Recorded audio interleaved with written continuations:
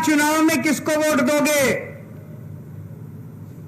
IB ने अपनी report दी है कि आने वाले चुनाव के अंदर आम आदमी पार्टी की सरकार बनने जा रही है। बहुत बड़ी बात है।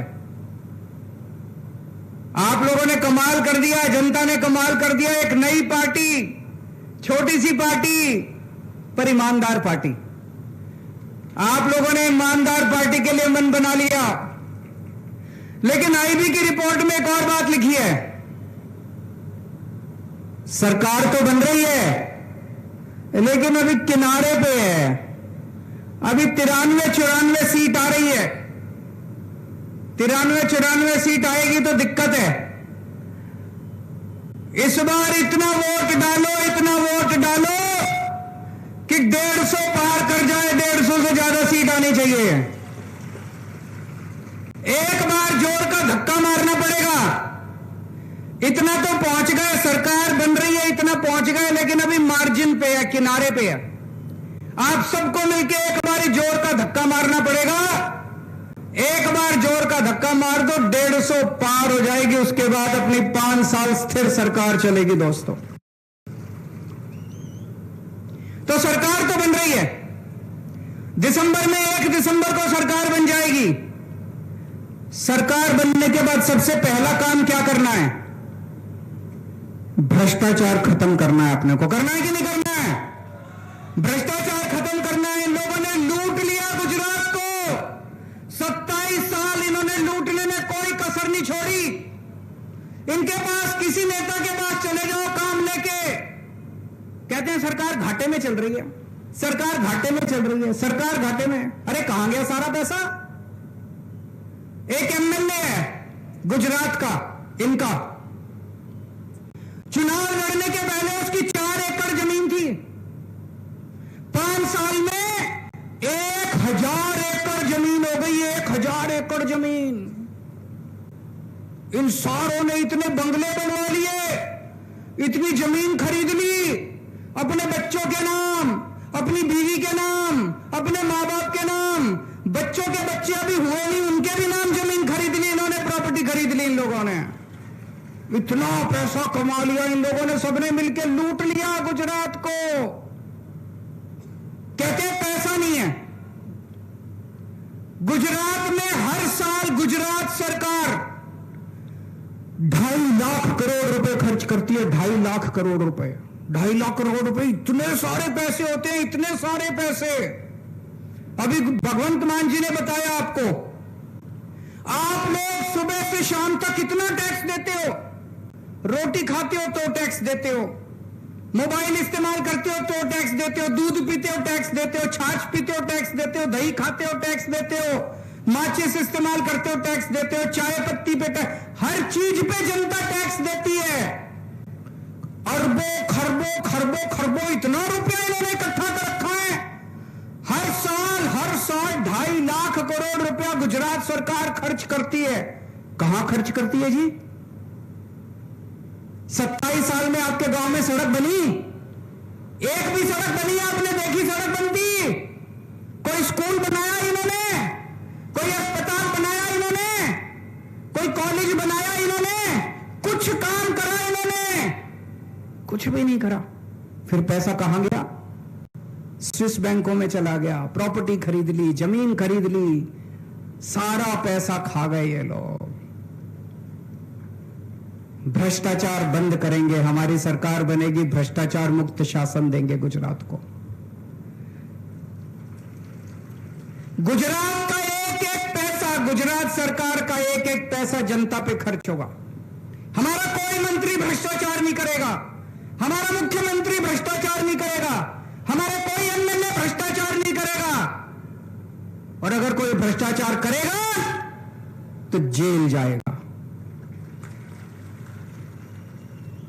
हमारा अपना भी भ्रष्टाचार करेगा, उसको छोड़ेंगे नहीं। हमारा अपना भी। भगवंत मान साहब ने कमाल कर दिया। अभी पंजाब के अंदर नई नई सरकार बनी। मान साहब को एक दिन पता चला कि उनका हेल्थ मिनिस्टर कुछ गड़बड़ कर रहा है। अभी विपक्ष को नहीं पता था, अभी मीडिया को भी नहीं पता था। किसी ने आके मान साहब के कान में बोला कि आपका हेल्थ मिनिस्टर गड़बड़ कर रहा है। इन्होंने पता कराया, पता चला हां ये गड़बड़ कर रहा है। पता है इन्होंने क्या किया? अपने हेल्थ मिनिस्टर को पकड़ के जेल में डाल दिया। कभी सुना है? 75 साल आजादी के 75 साल में पहली बार ऐसे हुआ कि किसी मुख्यमंत्री ने अपने हेल्थ मिनिस्टर को पकड़ के जेल में डाल दिया। कट्टर ईमानदार पार्टी है, कट्टर ईमानदार लोग हैं हम, कट्टर ईमानदार सरकार है हमारी। एक पैसे का भ्रष्टाचार नहीं होने देंगे। जो भ्रष्टाचार करेगा जेल जाएगा। और इन नेताओं ने गुजरात के अंदर जितने काले धंधे कर रखे हैं, जितने इतने काले धंधे चल रहे हैं, सारे काले धंधे बंद करेंगे। 2015 के बाद से आज तक जितने पेपर फूटे, ये जो पेपर फूटते हैं ये अपने आप नहीं फूटते, कोई मंत्री कराता है, कोई बड़ा नेता कराता है। आज तक कोई जेल नहीं गया। 2015 के बाद से आज तक जितने पेपर फूटे सबकी जांच दोबारा कराएंगे और जिन जिन लोगों ने पेपर फोड़े उनको 10-10 साल तक जेल की सजा दी जाएगी।